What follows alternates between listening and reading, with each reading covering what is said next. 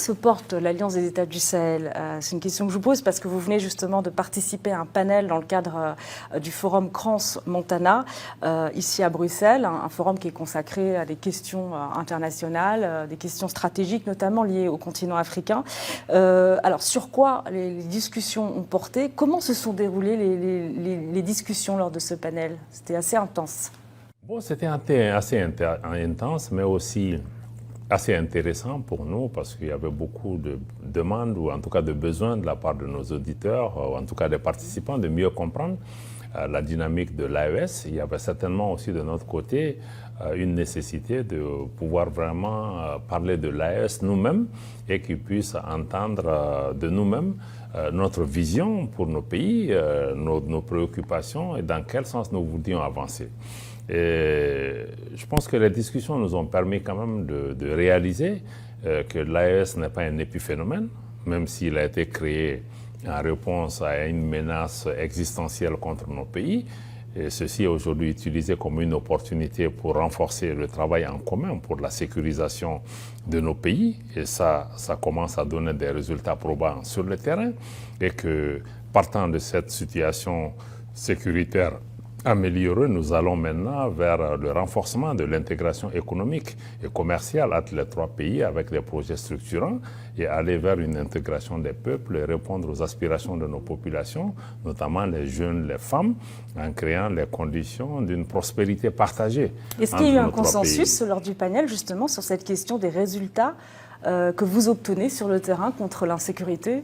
Bon, on n'a pas été spécifiquement contredit par rapport à ça, mais je pense qu'il y a des faits réels. Si je ne prends que la situation du Mali en particulier par rapport au succès qui a été obtenu à Kidal, qui est une des régions du Mali qui pendant 10 ans n'était pas sous contrôle de l'État, malgré la présence importante de forces internationales françaises comme celle des Nations Unies, et que l'État malien, avec ses investissements, le renforcement des capacités et les partenariats que nous avons développés nous ont permis aujourd'hui de faire en sorte que non seulement Kidal revienne dans le giron de l'État malien, aujourd'hui l'État malien contrôle l'ensemble de son territoire national. Ça, c'est un fait. Bon, il y a aussi une coopération sur le terrain avec le Burkina, avec le Niger.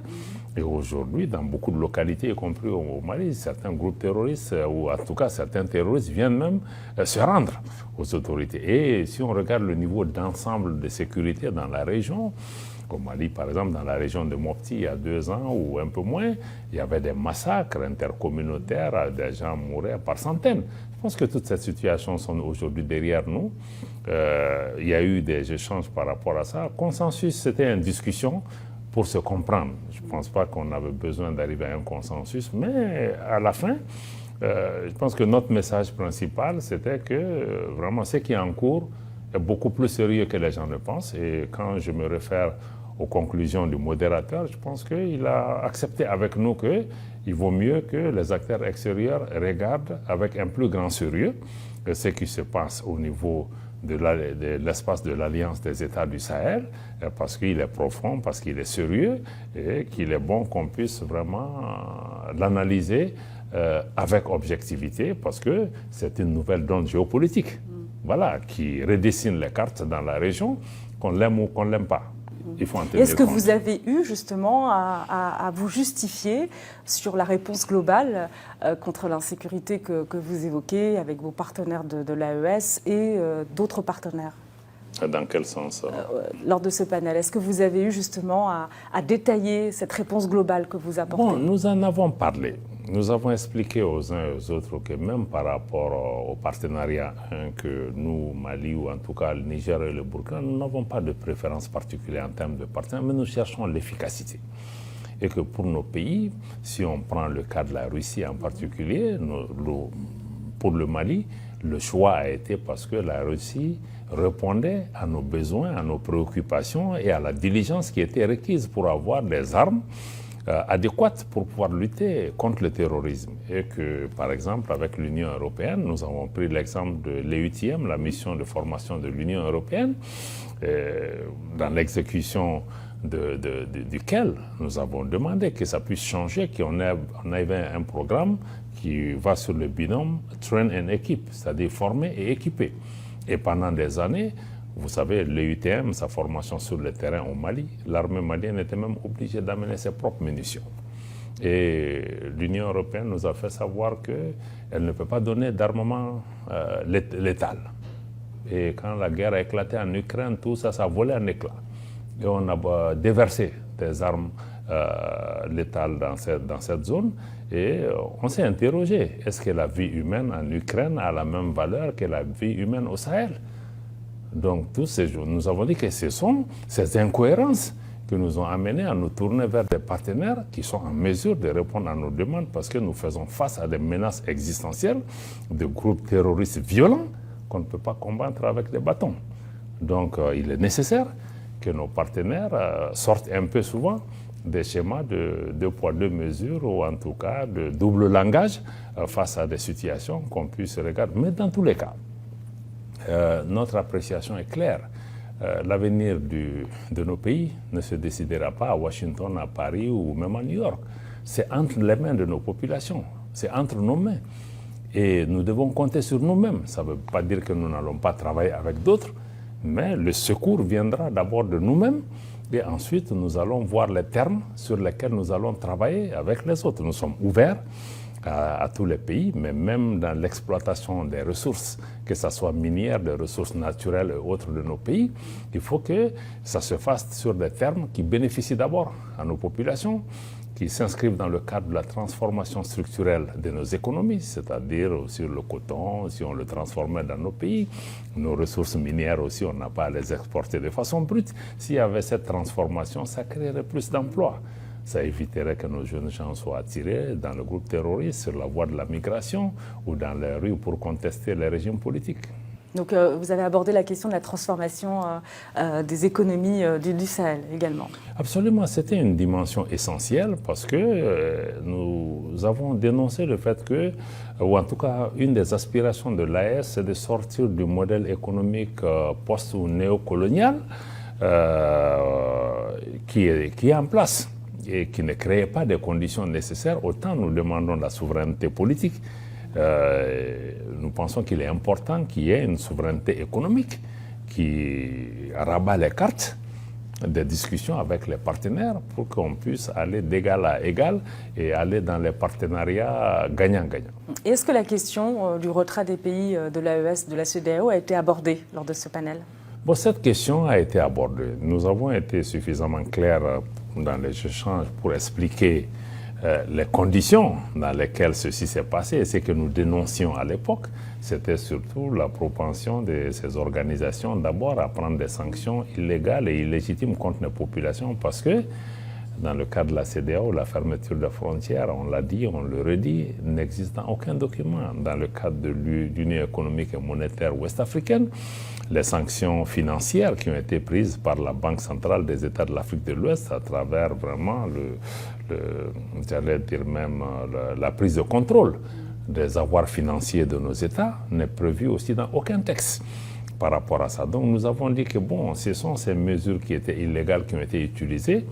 Et pire, nous pensons que les sanctions qui ont été prises ne visaient pas nécessairement même le retour à l'ordre constitutionnel. L'objectif recherché, c'était vraiment de punir les populations, d'en faire des boucliers humains, et en sanctionnant ces populations, qu'elles allaient pouvoir se lever contre les régimes qui sont en place et qu'on puisse arriver à un renversement de ces régimes. Donc c'est toutes ces questions et le fait aussi que nous avons rappelé, ce qui a vraiment été le point culminant, c'est la menace d'intervention militaire au Niger, un des États membres de l'organisation, sous injonction étrangère, qui allait créer un désordre dans la région. Pour un pays, comment on peut attaquer une armée dans un pays qui lutte depuis plus de 10 ans contre le terrorisme, mais c'était vraiment avoir la libre circulation des terroristes au lieu d'avoir la libre circulation des personnes et que nos pays, Mali et Burkina, ont décidé d'entrer en guerre si cette menace se matérialisait. Ce qui a stoppé cette menace, mais ça a affecté la crédibilité et la confiance de nos pays en ces organisations qu'elles n'étaient plus, en tout cas dans une posture de défendre nos populations, de défendre nos intérêts et qu'elles présentaient désormais une menace. Mais nous sommes sortis juste dans l'analyse de cette situation et de la réponse à la CEDEAO et en allant vraiment en disant que l'AES, c'est vrai, a été créée dans une situation qu'on peut considérer comme elle était contre une mesure, elle s'est élevée contre quelque chose, mais aujourd'hui nous travaillons pour nos pays, pour notre souveraineté, pour renforcer l'intégration économique et commerciale entre nos pays, mais pour aussi travailler à matérialiser l'idéal d'intégration qui ne nous a jamais quittés. Le Mali, justement, le Burkina, il y a un sommet Niger. très bientôt de la CEDEAO, le 7 juillet prochain. Est-ce que vous allez vous intéresser justement à ce rendez-vous? Et que pensez-vous des initiatives? Il y a eu celle du président sénégalais justement pour tenter de convaincre les pays du Sahel de revenir au sein de la CEDEAO, qui finalement ne renonce pas au Mali, ne renonce pas au Niger, ne renonce pas au Burkina Faso. Il y a comme une forme de regret. Moi, je pense que nous saluons toutes les voies, tous les efforts qui sont faits dans la région pour essayer d'avoir un dialogue, une meilleure compréhension entre les pays de l'AES et les autres pays de la CEDEAO, parce que nous appartenons au même espace géographique et que nous sommes condamnés à vivre ensemble et que nous devons créer les conditions par rapport à cela. Mais ceci étant dit, nous pensons qu'il est important que les gens réalisent que ce qui est en cours au niveau de l'AES n'est pas un épiphénomène. C'est un engagement sérieux de ces pays qui ont pris une voie, qui ont décidé de se mettre ensemble. On ne s'est pas mis ensemble aussi par accident, parce que l'espace de l'Iptako-Gourma, si vous le savez, c'est un espace géographique, culturel, climatique qui est commun à nos pays avec une certaine homogénéité, y compris au sein de nos populations et même du point de vue de la culture. D'ailleurs, avant l'Alliance des États du Sahel, il y a une organisation qui existe encore qui s'appelle l'Autorité de l'Iptako-Gourma. Donc cet espace existait, que certains ont appelé espace des trois frontières. Donc nous avons décidé d'utiliser cet espace pour, 1, la sécurité, 2, renforcer l'intégration économique et commerciale et les projets structurants entre nos pays, et 3, faire en sorte que nos pays puissent parler d'une seule voix. Et cette option qui a été prise est une option sérieuse et s'inscrit dans la durée. Donc il est important que toutes les initiatives qui se manifestent prennent en compte la décision de ces pays de continuer sur cette voie, mais en n'excluant pas de parler aux autres. Le dialogue, on est obligé parce qu'on est condamné, parce que personne ne va déménager de cet espace. Nous devons pouvoir travailler pour trouver les conditions d'une coexistence de l'AES avec d'autres organisations. Alors justement, quel rôle est amené à jouer l'AES en faveur de l'intégration régionale? L'AES préfère d'abord se consacrer sur l'intégration en son sein d'abord et pouvoir réaliser nos différents projets, d'arriver à une confédération entre nos trois États qui va préfigurer de l'existence d'une fédération, mais quelque chose de façon pragmatique qui tire les leçons d'expériences précédentes par rapport à cela. Mais la géographie est une donnée intangible. Nous sommes liés physiquement à tous ces pays, que ce soit dans le cadre de l'AES ou sur le plan bilatéral. Nous allons devoir nous asseoir avec les pays qui sont autour de nous pour trouver des modalités touchant à la circulation des personnes, à la réalisation de projets, quoi qu'il en soit. Parce que certains aussi ont dit ça, nous avons répété dans le panel, que même notre enclavement n'est pas une condamnation à mort, loin de là. Il faut le voir différemment. Nos pays dépendent les uns des autres. On a indiqué que oui, ils disent que oui, 3 pays enclavés qui se mettent ensemble, pays pauvres, tout ça, il faut sortir de ce narratif. On dit, mais si un pays qui a un port comme le Togo, par exemple. Le Togo, ou Côte d'Ivoire, ou Bénin, etc. Mais c'est parce qu'il y a un pays enclavé qui utilise ton port. S'il ne l'utilise pas, nous, on est des clients. Aujourd'hui, dans nos pays enclavés, nous avons tous ces ports autonomes qui ont des succursales pour venir démarcher les gens. Et puis, en plus, il y a des pays, même non CEDEAO, qui viennent aussi nous faire des offres par rapport à cela. La Suisse est un pays enclavé. Elle vit et c'est un pays très riche. Donc, je pense que prendre ça comme un épouvantail pour faire peur aux gens ne marchera pas. Donc, nos pays ont existé avant ces organisations, elles vont exister après. Donc, je crois qu'il faut qu'on regarde vraiment de façon froide et pragmatique les interdépendances, les liens qu'il y a entre les pays et comment on peut travailler ensemble sur nos différents programmes. Et je pense que nécessairement, il faut intégrer qu'il y a une nouvelle donne géopolitique dans la région. Il y a une reconfiguration. Et cette reconfiguration va amener à revoir toutes les cartes. Maintenant, elle va nous amener vers quoi? Personne ne sait. Mais au niveau de l'AES, nous avons pris un chemin que nous connaissons. Nous allons nous concentrer sur ce chemin. Il appartient aux autres aussi de faire leur travail. Alors vous parlez d'interdépendance, c'est le cas aussi entre le Niger et le Bénin. Hein. D'ailleurs, le port de Cotonou qui dépend beaucoup de son voisin nigérien. Je voudrais, c'est ça la dernière question, avoir votre sentiment sur les tensions quand même qui sont en cours au sein même de l'AES. Il y a des tensions donc entre le Niger, oui, les tensions entre le Niger et le Bénin. Et puis, mais ça, c'est pas une tension au sein de l'AES. Non, c'est pas au sein de l'AES, mais ça touche un pays de l'AES. Oui. Voilà. Je voudrais votre regard sur ces points de tension.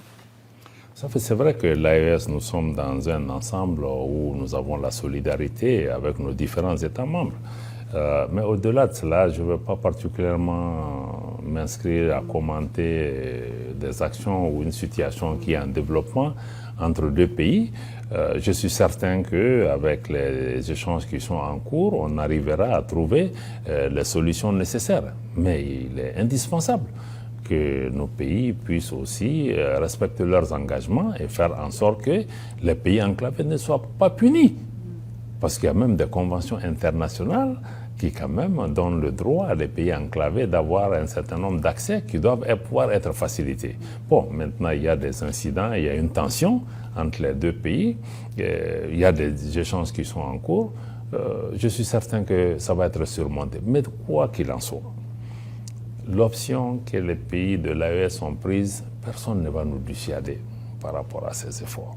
Donc, je pense que nous devons mettre plutôt l'accent sur cela. Nous allons pouvoir travailler ensemble pour transformer notre continentalité en opportunité et travailler avec tous les partenaires. Aucun pays ne doit pouvoir faire de chantage contre nos pays à cause de notre situation d'enclavement. Merci beaucoup Abdoulaye Diop, ministre des Affaires étrangères du Mali. Merci infiniment d'avoir pris le temps de répondre à ces questions pour RT en français. Merci beaucoup. Merci beaucoup.